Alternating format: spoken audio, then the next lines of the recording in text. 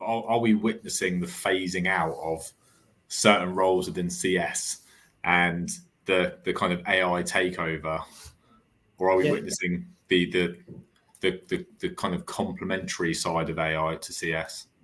Yeah, I think how people perceive AI is quite important, I guess, because like we talk about AI and Harri as our platform, and yes, I was talking to a recruitment team like, oh my god, this is going to take my jobs, and I was like, is it, or does it just mean that you can spend more time with the candidates and be able to meet more candidates and understand them as individuals? Like, they're like, oh, maybe you're right from that point of view. And then like I did a talk last week, like same in recruitment. Like I had a room full of about 200 HR personas. And I said, oh, so just to gauge the audience, who's used ChatGPT in this room? And like 70% of the people put their hands up. And I was like, cool. So how many of you have used it to generate a job description? And then like half the team put their hands up. And then again, I was like, how many of you have used it to create a job template, but then make sure it's optimized for Indeed, because that's where you're going to be posting to, and like taking, like no one put their hands up, right? So wow. I feel it's quite crazy when you think like that. Yeah, it's crazy. Yeah. People are just using AI because it's like the fun thing to do. And like even ChatGPT, even though it's grew massively last year, like they're slowly kind of dropping off. And like there's a point last year where like 20% of users dropped off because they've played with it, but they don't really get the true benefit out of it. So I think like, I don't think roles are going to be lost, but maybe there'll be more efficiency around volume of people within the team, because it means they could be, we touched upon this earlier on, but like I want my team to be 60% client facing. And at the beginning of last year, they were 75% not client facing. So they're more client facing and they're having more EBRs with customers, because we found 82% of EBRs resulted in an opportunity of some sort.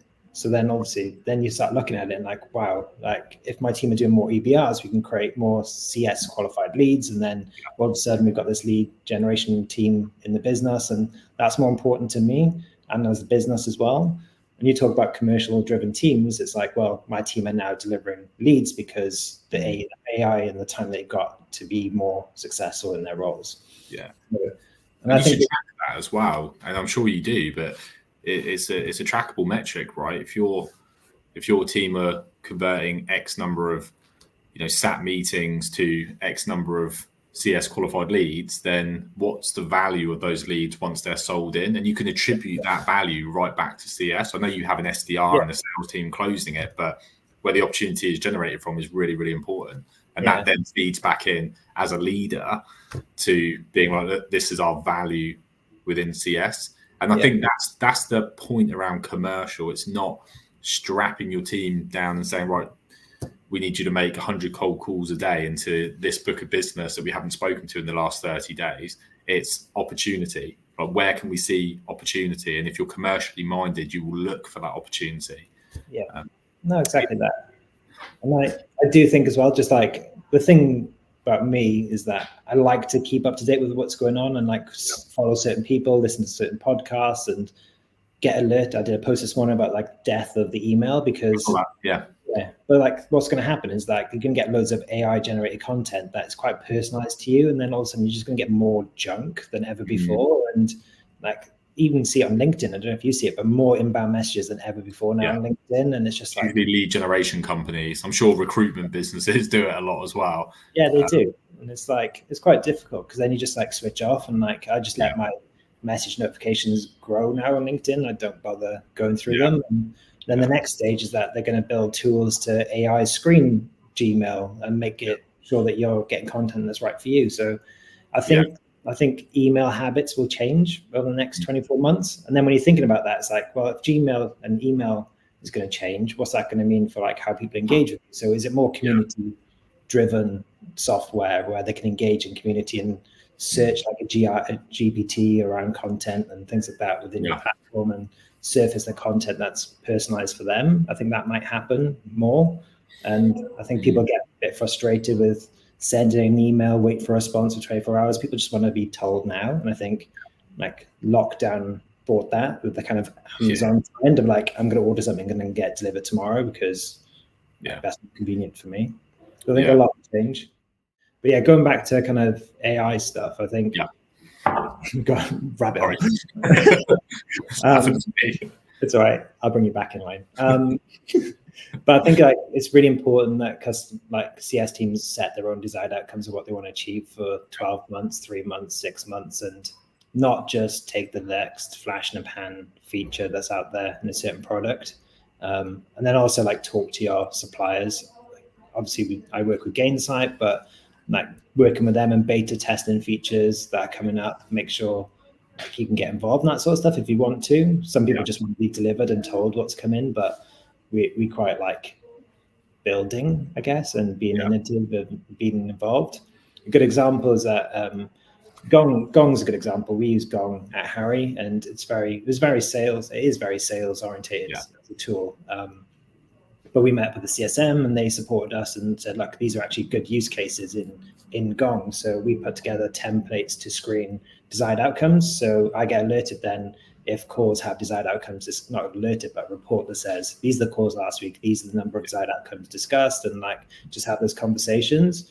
And then also they didn't do a lot around AI because they took the step back and thought, how are we going to do this properly rather than just doing a quick release around AI because everyone else is doing it. Yeah. And they've done some great things around email follow-ups, tone of voice, auto sending stuff to Gainsight so my team don't have to write notes again, and all that sort of stuff aligns with give my guys time back to be customer focused as well. And if that's your desired outcome as a business, talk to your vendors around what you want to achieve rather than just going in and having a business review and listening to them. It works two ways. Yeah. Awesome. So do you have kind of a top tech stack you can talk about? So are there any particular standouts for you? And they could be within Gainsight, obviously, that are game changers within what you're doing at the moment. And anything you're kind of excited about that you're beta testing at the moment? Yeah, I like the tech stack we've built. I guess we got our ecosystem because we've connected with different functions within the business. We've got different strands of a platform, I guess. So, and it's quite important as a CS team that we talk with marketing to understand what they're using as well. So our tech stack is that we have Salesforce, which is our central record for everything at Harri. And then we've got Gainsight for our CS team, and our marketing team use HubSpot. So HubSpot then has incredible tools and layers in that as well. So they have kind of AI agents for emails and generating leads, but then also we can use that in CS as well, because in CS, we've tagged that this persona is working on this desired outcome. How can we use that AI agent from Sales Whale to engage that persona to say, hey, it's Dan here. Understand that you're looking to reduce your time to hire. Have you thought about X? Yeah. And it feels a bit more personalized that way. Gainsight, obviously, I do enjoy using Gainsight, but just because it's a platform and we have education, we have PX and CS. So then those three kind of link up quite nicely together. It means it's quite powerful for us because we can link customer health to adoption, and also are they learning about a product and are they not using certain features? So let's send them an automated email to get them trained up to use certain thing, because using platforms can be quite complex. And then so it's quite important to build holistically what you want to achieve, I guess. And we still don't have got it right. We're still on that journey and have frustrations around what we're doing. But when you talk at talks at Gainsight and people come to you oh my God, that's unbelievable what you're doing. It's really? Isn't that what everyone else is doing? It's quite nice to hear that. Yeah, we heard that a lot. So quite a lot of the guys that attended your talk, you could see them taking notes, lots of kind of heads nodding and really good feedback, actually. I think last year, speaking candidly, and I fed this back to Gainsight directly, is it felt, and it was probably a product of where we were in the market last year. Obviously, it was tough. A lot of companies had stopped spending, and I'm sure Gainsight felt the same pain. But it did feel there was a lot more of a pitch around what Gainsight are bringing out, and every talk kind of diverted back to you can do this with Gainsight, which I didn't feel the year before. And I think that's a product of it. But the reason I mention it is, again, you stayed relatively kind of outwardly facing and talked about other products and things you were doing outside of Gainsight, which I think that's why your talk really resonated with a lot of people, because 2 days of Gainsight felt quite heavy, I think. Yeah. And the thing at the moment, like, there's so much around, like you reached out, it's like the great talk about technology and AI, but not everyone needs AI.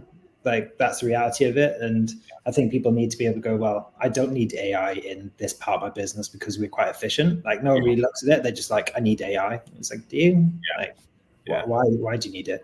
Like, have you really thought about it? And then, like, I was talking to someone else last week, and like, oh yeah, we use ChatGPT in our team. And I was like, okay, what does that mean? Like, we put our meeting notes in there and generate an email. I was like, what? So you've got really ChatGPT emails being sent to your customers when you've got a CSM that's very personable. Like, there's a huge disconnect there, right? If a GPT-driven email comes from a follow-up to the actual bubbly meeting, you brought a birthday cake in for them, and like, where's the brand fit to actually what you're trying to achieve as well? Like, people just don't think, I think, and just rushing into it. It's almost trendy to say you do it. Yeah. And if you don't, you're not in the cool camp. And that's like perception issues as opposed to actually internal company issues, right? Yeah.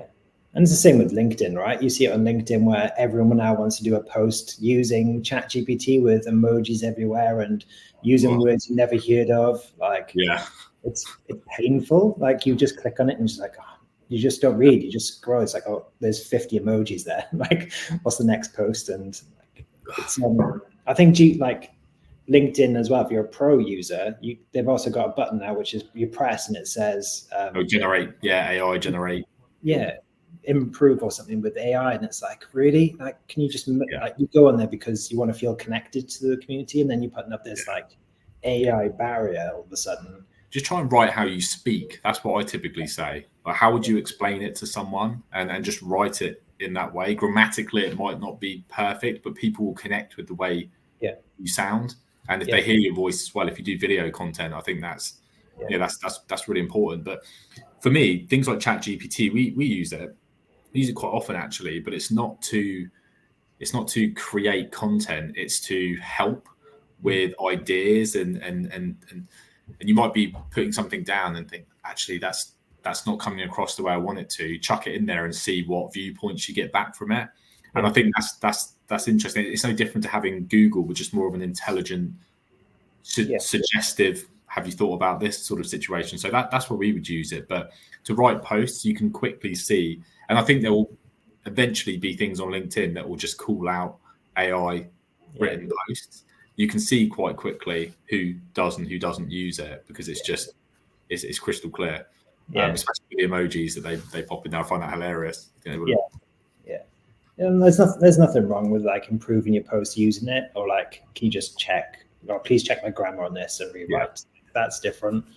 And then also, it's good to brainstorm. So maybe it's like, I don't know, chatting away saying, I've been quite quiet on LinkedIn. This is my role. This is our challenges in our industry. Come up with 6 topics for me to post about next week. Like, that's good. But